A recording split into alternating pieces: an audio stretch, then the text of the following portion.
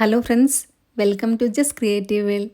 ഇന്നത്തെ recipe healthy and tasty ആയിട്ടുള്ളൊരു ബ്രേക്ക്ഫാസ്റ്റാണ്.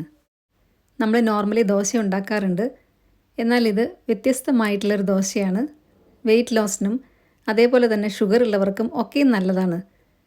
ഇതിനകത്ത് നമ്മൾ ഉഴുന്ന് യൂസ് ചെയ്യുന്നില്ല, അതിന് പകരം വേറൊരു ഐറ്റമാണ് യൂസ് ചെയ്യുന്നത്. നല്ല ക്രിസ്പി ആയിട്ടും ടേസ്റ്റി ആയിട്ടും നമുക്ക് കിട്ടുകയും ചെയ്യും. ഇത് പൊട്ടിക്കുന്നത് കാണുമ്പോൾ അറിയാം, നല്ല ക്രിസ്പി ആയിട്ടാണ് ഇരിക്കുന്നത്.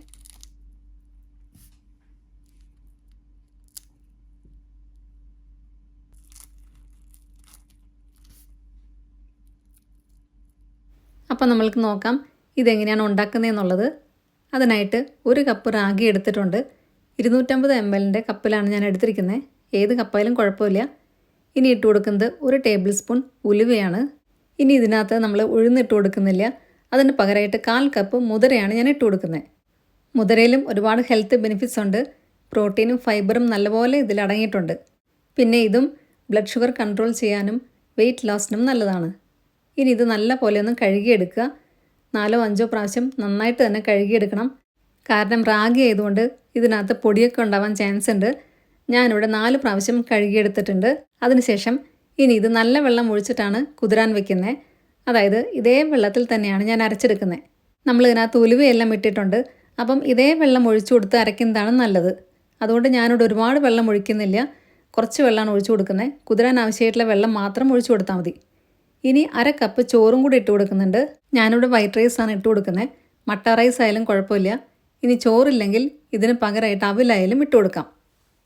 ഇനി ഇത് 4-5 മണിക്കൂർ കുതിരാനായിട്ട് മാറ്റി വയ്ക്കുക.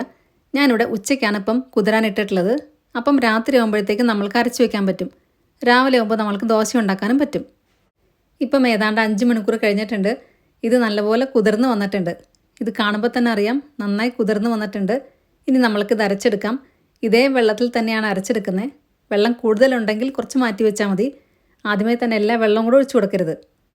ഇനി മിക്സിയുടെ ഒരു വലിയ ജാറെടുത്ത് അതിനകത്തോട്ട് എല്ലാം കൂടിയാണ് ഞാൻ ഇട്ട് കൊടുക്കുന്നത്. നിങ്ങൾക്ക് വേണമെന്നുണ്ടെങ്കിൽ 2 ട്രിപ്പായിട്ട് അങ്ങനെ വേണമെങ്കിൽ ഇട്ട് കൊടുക്കാം. ഇതേ വെള്ളം തന്നെയാണ് ഒഴിച്ചു കൊടുക്കുന്നത്. അപ്പം അത് നോക്കിയിട്ട് വേണം ഒഴിച്ചു കൊടുക്കാനായിട്ട്. ഒരുപാട് വെള്ളം ഒഴിച്ചു കൊടുക്കരുത്.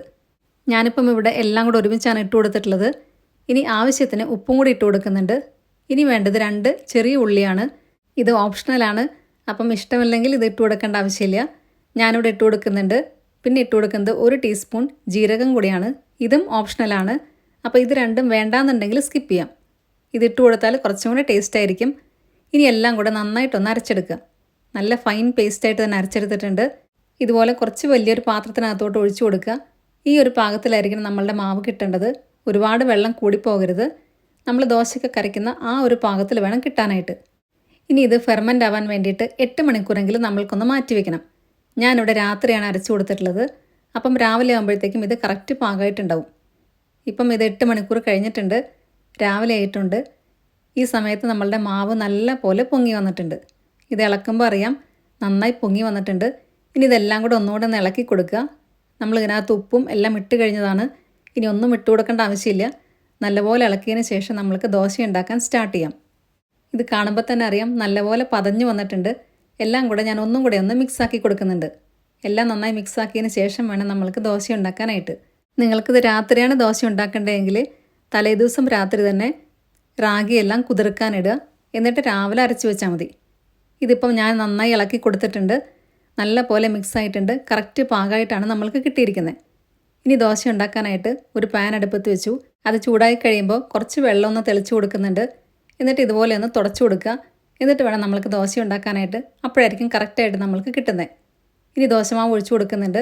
എന്നിട്ട് പെട്ടെന്ന് തന്നെ ഇതേപോലെ ഒന്ന് പരത്തി കൊടുക്കുക. അതിനുശേഷം നമ്മൾക്കിതൊന്ന് അടച്ചു വയ്ക്കാം. ഇതിൻ്റെ മോൾഭാഗം വേവാൻ വേണ്ടിയിട്ടാണ് അടച്ചു വയ്ക്കുന്നത്. കാരണം നമ്മളിത് തിരിച്ചിട്ട് കൊടുക്കുന്നില്ല. ഇനി ഇത് ഞാനിപ്പോൾ അടച്ചു വയ്ക്കുന്നുണ്ട്. അടച്ചു വെച്ച് 2-3 മിനിറ്റ് മതി. അപ്പോഴത്തേക്കും ഇതായിട്ടുണ്ടായിരിക്കും. ഇപ്പം ഏതാണ്ട് ആയിട്ടുണ്ട്. ഇതൊന്ന് തുറന്നതിന് ശേഷം നമ്മൾക്കിതിൻ്റെ മുകളിലൊന്ന് നെയ്യോ അല്ലെങ്കിൽ എണ്ണയോ തേച്ച് കൊടുക്കാം. നെയ്യാണെങ്കിൽ പെട്ടെന്ന് തന്നെ മുരിഞ്ഞ് കിട്ടും, നല്ല ക്രിസ്പി ആയിട്ടിരിക്കും. എണ്ണയാണെങ്കിലും കുഴപ്പമില്ല. ഞാനിവിടെ നെയ്യാണിപ്പം തേച്ച് കൊടുക്കുന്നത്. തടി കുറയ്ക്കാൻ ആഗ്രഹിക്കുന്നവരാണെങ്കിൽ നിങ്ങൾ നെയ്യ് തേച്ച് കൊടുക്കണമെന്നില്ല, നല്ലെണ്ണ ഒഴിച്ചു കൊടുത്താലും മതി. ഇപ്പം നമ്മളുടെ ദോശ കറക്റ്റായിട്ടുണ്ട്. ഇതേപോലെ നമ്മൾക്കൊന്ന് റോൾ ചെയ്തെടുത്താൽ പെർഫെക്റ്റ് ദോശയായിട്ട് നമ്മൾക്ക് കിട്ടും. ഇനി ഇത് മറിച്ചിടേണ്ട ആവശ്യമൊന്നുമില്ല. ഇത് കാണുമ്പോൾ തന്നെ അറിയാം, നല്ല ക്രിസ്പി ആയിട്ടാണ് ഇരിക്കുന്നത്. നല്ല ടേസ്റ്റി ആയിട്ടുള്ള റാഗി ദോശ ഇവിടെ റെഡിയായി കഴിഞ്ഞു. നമ്മൾ ഇതിനകത്ത് ഉഴുന്നൊന്നും ഇല്ലാതെ തന്നെയാണ് ഇത്രയും ക്രിസ്പി ആൻഡ് ടേസ്റ്റി ആയിട്ടുള്ള ദോശ ഉണ്ടാക്കിയിട്ടുള്ളത്. അപ്പോൾ എല്ലാവർക്കും വീഡിയോ ഇഷ്ടമായി എന്ന് വിചാരിക്കുന്നു. വീഡിയോ ഇഷ്ടമായിട്ടുണ്ടെങ്കിൽ നിങ്ങളുടെ ഫ്രണ്ട്സിനും റിലേറ്റീവ്സിനൊക്കെ ഷെയർ ചെയ്യാൻ മറക്കരുത്.